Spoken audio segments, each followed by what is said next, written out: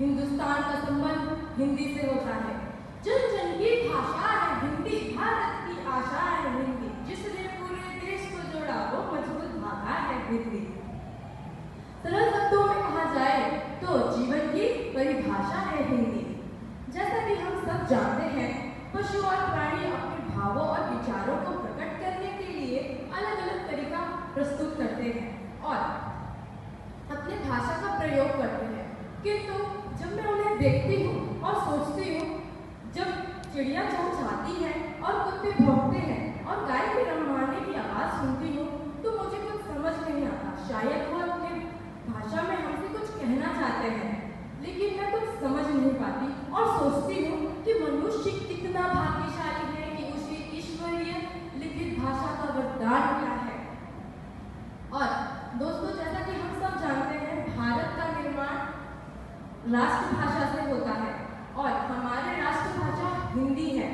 भारत के संविधान का जब निर्माण हो रहा था तब निर्माताओं के समक्ष ये प्रश्न आया कि कौन सी भाषा को राष्ट्रभाषा घोषित करें, क्योंकि भारत की भाषा तो संस्कृत और मुगल राज्य में उर्दू और ब्रिटिश शासन में अंग्रेजी।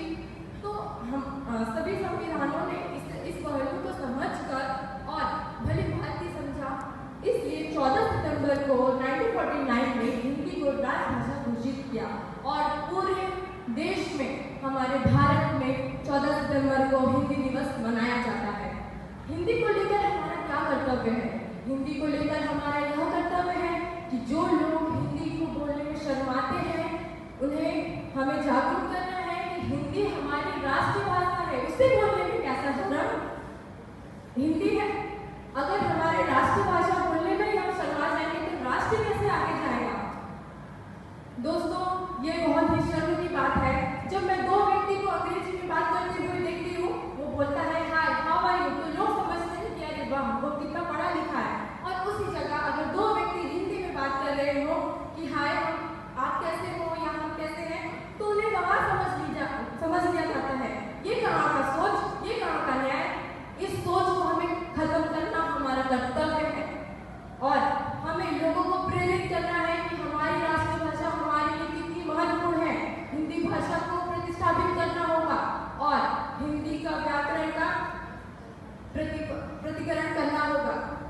दोस्तों, हिंदी को लेकर हमारे राष्ट्र में बहुत हमारा जो स्तर है वो नीचे आ चुका है और जो नई युवा की पीढ़ी है, वो भी आज की जो नई युवा की पीढ़ी है वो हिंदी में गिनती तक भूल चुके हैं।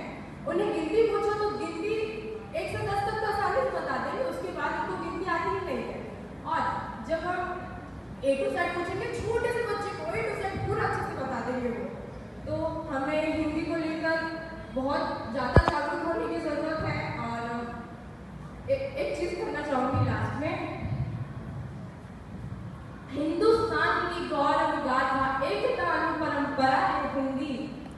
हिंदुस्तान की गौरव गाथा एकता अनुपम परंपरा है हिंदी। और हिंदी हमारी आन है, हिंदी हमारी मान है, हिंदी हमारी शान है। मैं आपसे अनुरोध करूंगी मेरे साथ ये नारा लगाएं, हिंदी हमारी आन है, हिंदी हमारी मान है, हिंदी हमारी मान है, हिंदी हमारी शान है। हिंदी हमारी शान है। जय हिंद, जय भारत।